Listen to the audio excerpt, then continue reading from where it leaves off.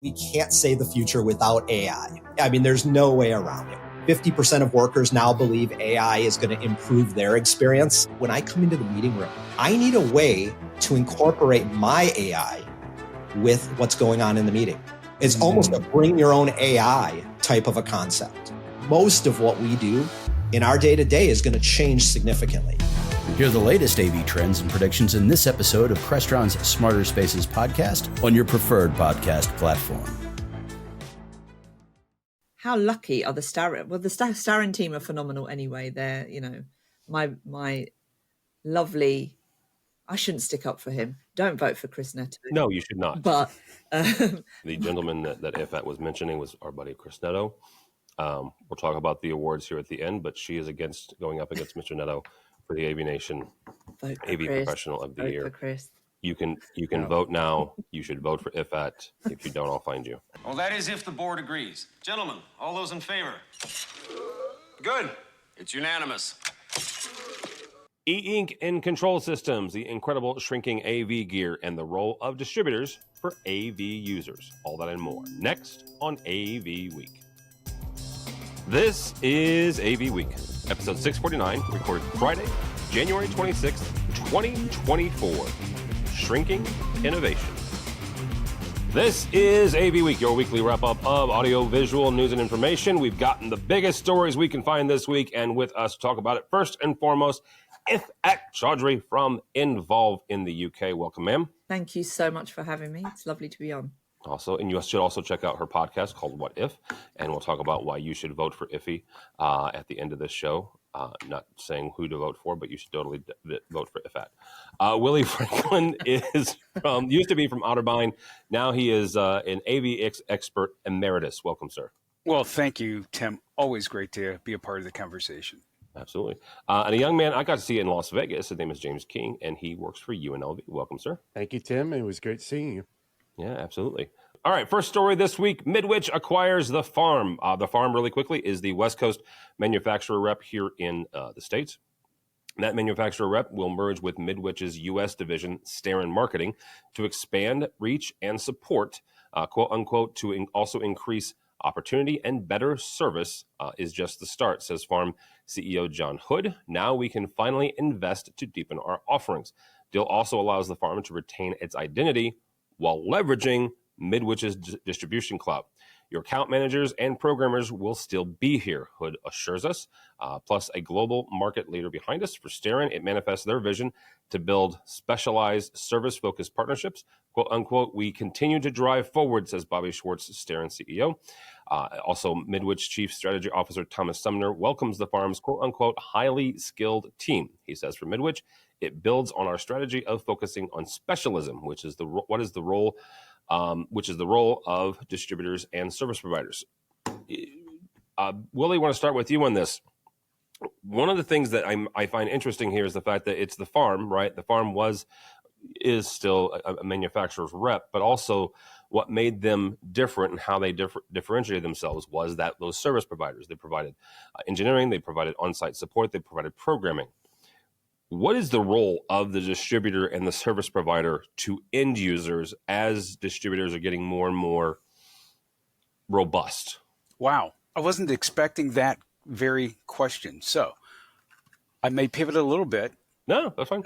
First and foremost, it is a challenge to say Midwich, and I slow down so that I enunciate properly. But really, to answer the question, Tim, if you can't build it better, you have to buy it. And that's my way of looking at this story. The notion of being able to bring products to market quickly, of increasing one's market share, that relationship between the distributor, manufacturer, and the end client is just of critical importance. And regardless of how broad of a brand Midwich is and the amount of representation that it has, as I look across their array of brands that they represent, competition tends to drive innovation. And if you can't build it better, then you buy it. It is obvious that the firm is doing something very right, very effectively, very consistently. So by acquiring that piece of infrastructure, you basically broaden your brand. that's how I look at it in very simple terms. All right. If at a little bit of behind, a little bit of inside baseball, I don't pick the stories until the week of. I already had folks scheduled on.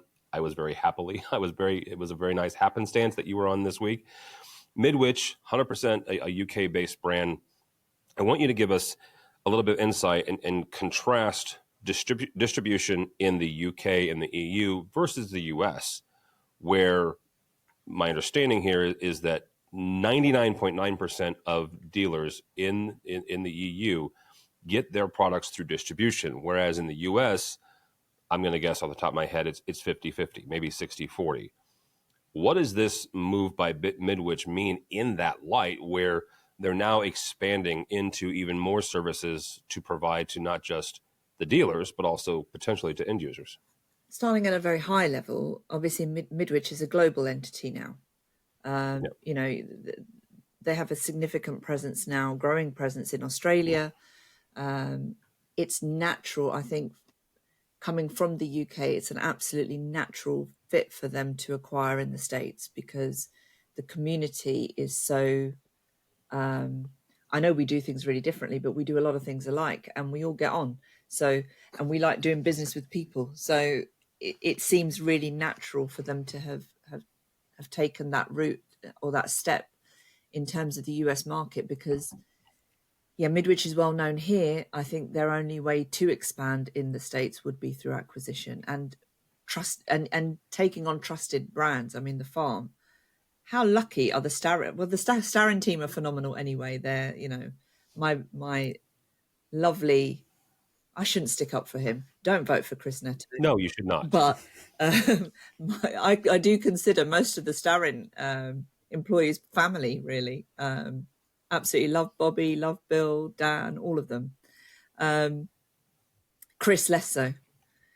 And the farm, it just seems such a good fit in terms of personalities, because I think one of the hardest things when you're building a business through acquisition, because in a former life I worked for a very large British company that did grow through acquisition, you lose culture, and that's really that will have an impact on sales. And so the way they've gone about it, the control, hats off to the team to everybody involved in that. I think it's a very clever acquisition for them. The UK is very different, but we also have to remember that the UK is the size of one of your states. So for Midwich to be successful in the UK and to have a decent market share, which they do, they don't need to go out and do those same acquisitions. But obviously in the States, it's a different approach. It's a different route. And if you think of us as the size of one of your states, maybe then it makes a bit more sense that over 90% of our business, and across Europe, in fact, is done through distribution, because there isn't the need for the steps. It's just easier, and it just keeps things nice and clean. Between manufacturer, in terms of getting from manufacturer to market. Yeah, absolutely. I agree with that. And yes, the UK is it's bigger than Rhode Island, but it's not as big as some of the other states here. James, same kind of question here. You've got a distributor getting more and more into services, whether that is programming, whether that is on-site labor. What does this mean? Is the importance of distribution and distributors themselves rise in the eyes of the end user? I would say probably what I see the biggest benefit of this is cutting down costs. You're actually simplifying the process, so you can actually cut down costs. So as an end user like myself, I can save money because I don't have to go through 5 other companies to get the same product as going through a company that can provide everything at once. So that cutting down the cost is very key, especially in higher ed, because yes, we want to put the greatest technologies in, but we also want to be financial sound for our university. We're not out there spending money like crazy. And so we have to be wise about it. We have to make sure we're making the right choices for the students and the university. And if I can save money by going with a company that provides distribution and the programming and the other services, that's better than going to, okay, 5 other companies that they got their overhead, they got their markups and all that stuff to get the same service. Alrighty. And just for clarification, the gentleman that Iffat was mentioning was our buddy Chris Netto. We'll talk about the awards here at the end, but she is going up against Mr. Netto for the AVNation Vote for AV Chris. Professional of the Vote Year. for Chris. You can vote now. You should vote for Iffat. If you don't, I'll find you. Hello, this is Steve Greenblatt, host of AVNation's A State of Control podcast. Each month, Rich Fregosa and I explore trending topics related to control, programming, and automation in the audiovisual industry. We speak with a variety of AV professionals who share their perspectives, knowledge, and experiences. Please join us for this monthly conversation. Check out A State of Control on avnation.tv or wherever you get your podcasts. Our next story, Atlona goes green. Really quickly, Atlona is, of course, a sponsor of AVNation. Atlona simplifies AV control with their new PoE keypad. The company's latest is being billed as an alternative to touch panels for basic control needs. Dubbed the ATVKP8E, the IP-based controller targets smaller spaces like standard classrooms where straightforward interface is preferred. The green part of this thing is where this controller has 8 configurable buttons with customizable text and icons and e-paper. You have heard me talk about e-paper before, especially in room notification spaces and also in control. As it has a 2.7-inch display that users can switch between layouts for different control schemes. RGB LEDs indicate system status, and a PoE device means that the power and Ethernet are handled through a single cable. Iffat, I'll start with you on this. How important is low power? How important is power consumption these days when it comes to control, when it comes to, whether it's a university or a corporate space, how important is power control or power consumption? So interestingly, that was a point I wanted to make about one of the other stories that we're going to discuss today, because in my day job, my role is as part of pre-sales to tender for work. So a bid comes in from usually public sector or corporate client, and we have to demonstrate a lot of things. But in all my years of that bidding for work, a few years ago, the bid would say, what's your policy? Now they're putting a score on how efficient is your kit? What is it actually doing to the environment? And so I think it's critical. It's actually critical to be thinking that way. So it's a forward-thinking move by Atlona. The danger is it a gimmick? Will, in terms of take-up, in terms of functionality, is it actually just doing the same thing as a touch panel? I don't, I've not used it, so I can't really say one way or the other. But I hope it's not for the sake of it. So, but if it is, really quickly, because you said something there. How do you figure out? And if it's math, tell me it's math, and I'll move on because I don't do math. But how do you figure out how efficient a system is? Is it the power consumption going in, and what is that? So a lot of the manufacturers will have that data. They'll have white papers. They'll actually provide all of that information. They'll do the calculation, and it is maths. Okay. And then the other side of me thinks, well, like you said, I don't do maths. I believe it, right? If it's labeled as a white paper and they say it's saving you this much and the output is saving this much, you're going to believe it, unless you've got somebody in your organization who's going to prove it otherwise.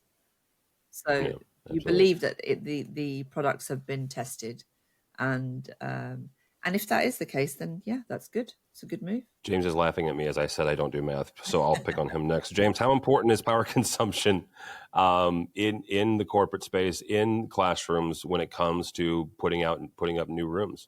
I think power consumption is very important. We always are trying to save wherever we can on utilities, on power, water, any kind of savings we can do is great. Like we know, like HEPMA has the agreement with the SAVE organization. So Yep. sustainability is very important in higher ed and in HEPMA and all those organizations. So this is just another way to get at it. And I kind of want to go with something. If I have torn on this product because my old job, we did do keypads over touch panels. But one thing I disliked about keypads was you can't update them and manage them remotely. Like if I had to change a button, I had to go physically change the label on the button. But I don't want to run another network cable to my lectern. And this, you have to require PoE, send another cable to it, and you have to update. So I'm a little torn on it. So I kind of agree with Iffat. Is this really just a gimmick to replace a touch panel, but you're doing the same thing anyway? Like if I got to run a line, why am I not just putting the touch panel in? And touch panels themselves are even coming down in power consumption. Yeah. But so I'm a little torn because I like the small form factor of it. I like the e-paper, like you was saying, Tim. But I think the power consumption is great. But then again, if the white paper says is saving power, are we truly understanding that value? Because a lot of our higher ed buildings has a green leaf, and you have to show what you're doing to qualify for those certifications. And they're very big certifications for a university. They can go out and say, hey, look, this building is bronze certified or gold certified. So having that certification is very key, but you got to show it and prove it, not just put it on a white paper. You actually have to prove that you're meeting those requirements. Yeah, I was a part of way back when I was a tech manager. I was a part of a brand new build. We were shooting for platinum lead. We got silver because of what James just said. Because and some of the AV gear, and this is 15 years ago, right? But some of the AV gear legitimately added to that lead certification. Now, talk to me offline about what drove us from platinum to silver. That's a different story. Willie, ESG is something that we talk about from time to time, environmental sustainability and governance. I know LeGrand has a big interest in that. I know a number of other manufacturers do as well.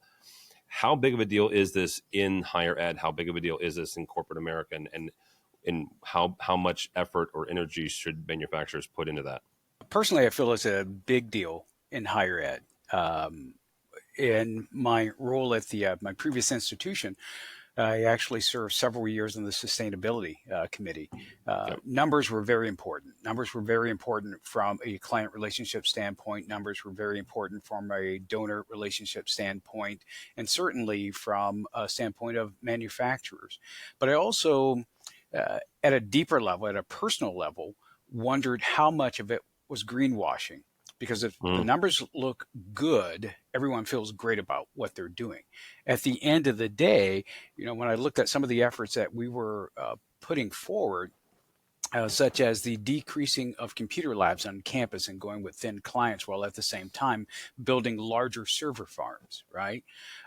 So now you have this new closet that goes in that's gobbling up a ton of power that you're working to keep cool and maintain that environment, while at the same time you're saying, hey, we curbed our costs because we've decreased the amount of computers on campus. We're not replacing as much hardware. There's not as many people coming into our computer lab, so the heating and cooling cost has gone down. Occupancy sensors are telling us that there are fewer bodies in this space and that space we're saving there. And there are real dollars being saved, but at the same time, they're being leveraged elsewhere. I go back to a class I took many years ago where the professor was known to carry reams and reams and reams of paper into class and distribute handouts. And some student asked it. She said, isn't that bad for the environment, all the paper that we get? Why can't you digitize it? And he says, well, in my way of thinking, downing those trees, processing the paper actually consumes less power than creating an industry that creates semiconductors, that mines for raw and precious minerals underground that creates plastics to house all of the electronics that are on your desktops now and your mobile devices, and on and on and on. I don't know where it balances out because I haven't analyzed all of that data. But I do know in some instances, it's about greenwashing. It makes us feel good. Yeah. At the end of the day, we truly want to believe that we're doing good. But there are times that the reality tells us that change, evolution of global warming can occur at such a glacial pace that maybe our grandkids will see the results and we'll never see those results. I'm not saying we shouldn't make an effort, but we have to also be cognizant that there are times where feeling good is more important than seeing factual. Last story comes to us from our friends at Extron. Extron is shrinking their AV over IP. Extron is a sponsor of AVNation. Extron is now shipping their new NAV encoder NAV, the NAV E121, at just half the size, quote unquote, of other devices. The encoder has Extron's Pure 3 codec for 4K 60 video and super low latency on 1 gigabit networks. The diminutive, the small dimensions support wider deployment options like under furniture or in racks alongside multiple units.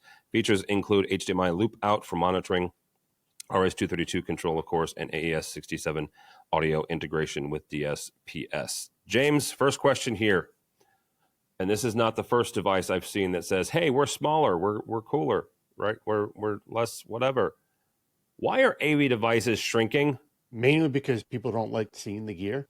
We're all gearheads here. Who people? Because there's nothing I like more. There's a rack right over there that I freaking love every time I come in this studio. And I've gone for the bigger phone, right? See? So who people? Architects. There we go. But this is the thing is, us gearheads, we like gear. I actually had this conversation not too long ago with a project on my building. Was they put in this giant video wall, and Tim, you got to see it, and the back is all wires, all open. And I'm like, hey, this is great. When is the cover on the back going up? And they're like, oh, there is no back for it. I'm like, hey, I love seeing the blinking lights and all the cables and the gear back there. I'm sure my dean does not want to walk in the building and see that. So we were looking at how we can pretty that up, because people don't like to see that stuff, or gearheads. Now, also another reason why gear is getting smaller is a lot more of it is going behind displays. Okay. I like it, but I don't like it. My first university I worked for, we didn't put anything behind displays except for cables. And what was nice was if you had to fix or swap out a piece of gear, you went in the condenser, you did it. You didn't have to take down the display. Yeah. Here at my new university, we put a lot of gear behind the display. So if you have to work on it, you have to pull the display down to work on it. It makes it a little harder, but then you don't have to have a cadenza and worry about all that space. So I'm a little torn. Like I like not have to go behind displays, but if I do, I want to be nice and small. My only thing is they also mentioned, oh, you can fit this in a rack. It's not rack mountable, meaning I got to put a shelf, meaning I have to strap it down, meaning if I have to take it out. Or you buy the kit, the ear kit, right? But it's a half of or 1U? It's a half rack, yeah. Yeah. So now I'm going to take a 24U rack and fill it with tons of half U devices. Like, I don't, to me personally, that doesn't make sense to me. But I understand many manufacturers are doing that because of the things behind displays, putting it under tables, because architects and interior designers want streamline. They don't want big devices in plain view of things. And that's why we're seeing this shrinking. All right. Willie, same question. Why are we have the incredibly shrinking AV gear? And maybe this should be entitled Shrinking Innovation, but that has a negative connotation to it. I love big, massive rack panels with lots of blinking lights, bells and whistles. But a part of that had in the past meant that you also had to have noisy cooling fans. So I really value the fact that things are smaller, they're lighter. And to me, it's rock solid evidence of innovation. More transistors being able to fit on a silicon wafer so we can shrink the size of that motherboard, building chips that are far more intelligent, far more capable, computers designing computers, in other words. So it's very impressive when I see that level of innovation, that you have a small box and it's capable of doing far more than we ever imagined a small form factor device could offer us. So it's a win-win for what it's worth, and it does make concealing that hardware very easy. James, I agree with you. Climbing ladders to pull down a panel to get to something behind it can be frustrating. It can be nightmarish, and you definitely will require a trusted partner, right? Because it tends to be a two-person thing. Something this small, you could almost take a good chunk of bubble gum and stick it on the back of that panel. I'm not saying do that. In fact, hygienically, don't do that. Instead, make certain your devices are secured. And sounds like it from experience there, Willie. Thank you for that visual. All right, there we go. There's enough bubble gum underneath James's desk, and it's a brand new building.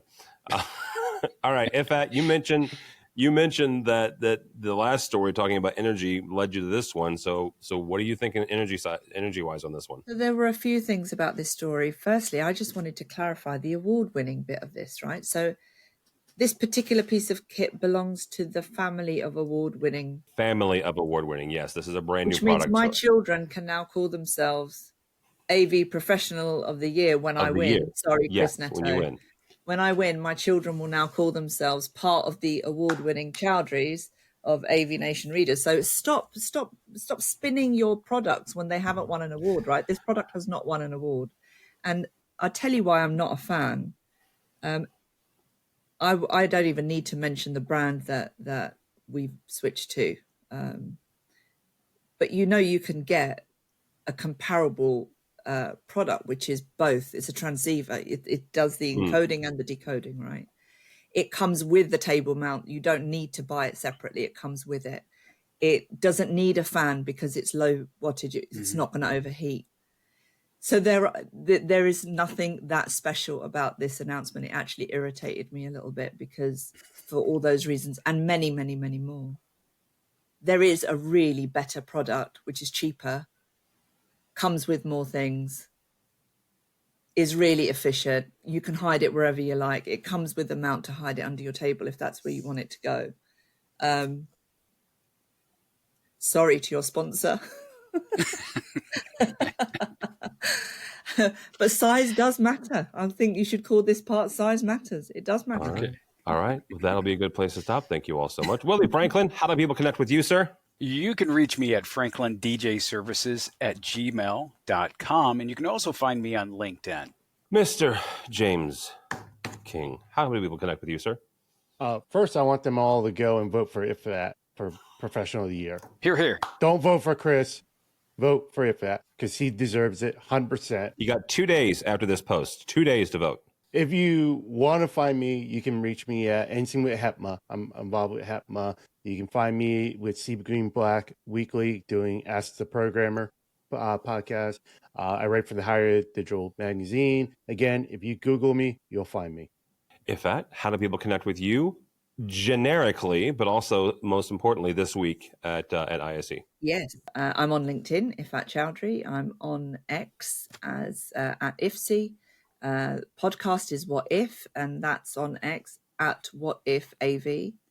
And the YouTube links are all on all of my socials. But next week, you will find me in the FIRA. On Tuesday, I will be battling it out with the wonderful Christopher Neto for his first live AV in the AM that we will be recording. So that will be over at the Midwich stand in Hall 3 from 2 p.m. local time on Tuesday. But I'll be based in Hall 4 at the Influencer Hub and also at Avixa Live Exchange. On my LinkedIn, I've posted my sessions, but you'll find me. Kind of hard to miss. Yeah. Even in 60,000 or however many attendees We'll see. We will see. I had a conversation with Mr. Mike Blackman, the executive director of ISE, a number of months ago, and he sits down and he goes, "This is the biggest ISE ever." I'm like, "You don't know that yet, Mike. You don't." And then he qualified it. Well, it's the most vendors we've ever had, which great. All right, that is certainly one mark of biggest ever. It's also the most square meters they've ever had. So certainly they're going into this week. By the time you're listening to this, they're going into this week certainly with a head of steam. We will see how many people show up. I believe, if I'm not mistaken, 80,000 is the record to date, and that was 2019. Because 2020, in addition to being right before COVID, was the winter of that nasty storm that hit the UK and caused not quite half of the folks not to be able to show up. So 80,000 is the mark that Mr. Blackman's looking for. We'll see this time next week whether or not he hit it. For me, for Tim Albright, don't follow me on any of the socials. But go by the website, if you would, please, avnation.tv. That's avnation.tv. You'll find this program and a host of others. We mentioned a couple of them. Number one, James has been on not only Ask the Programmer, but Steve Greenblatt's State of Control. You can check that out. Erin Mayer Moran, who is going with the folks at HETMA to ISE. You can check out her podcast, EdTech, and our fantastic Women in AV podcast with Erica and Jennifer. We've talked about this a couple of times. The last 2 days of voting for the AVNation 2023 Reader's Choice Award is the 30th and 31st of January. So if you're listening to this on Wednesday, you're too late. Sorry. So go to the website, go vote for Iffy, and then vote for anybody else you want to. I love you, Chris Netto. I really do. Just not this year. Also, we are also heading to ISE. By the time you listen to this, my happy butt will be in Barcelona, actually, hopefully having coffee with Iffat. But if you follow along, we'll have videos from the show floor. On Tuesday from 4 to 6 local time, we will be at the HD Base T booth with our friends at Commercial Integrator and the 40 Under 40 alumni. So check that out as well. But go see everything that we do. We'll be doing AVWeek from the show floor of ISE next week. So check that out as well. One last thing, and this is just because I'm an American football fan. Everyone knows I'm an American football fan. By the time you listen to this, we're recording this on Friday, so I'm not going to let Mitchell edit me and make me right. Lions and Chiefs is who's going to the Super Bowl. That's all I'm going to say about that. Oh, you don't believe the whole hoax, the script? I don't believe the conspiracy theory. No, I don't think that the 49ers can do it. I don't think that they've proven it. But I also think that the AFC is going to win regardless of who comes out of it. So that's my prediction. I'm recording this on the 26th of January. Mitchell can either make me look like he usually, anyhow. So there's my prediction. Have fun, y'all. Those of you who go into ISE, we'll see you in Barcelona. Let's go grab a coffee or something together. So thanks so much for listening. Thanks so much for watching. That is all the time we have for AV Week. The network for the AV industry. What are you listening to? This is AV. This is AVNation. This is AVNation.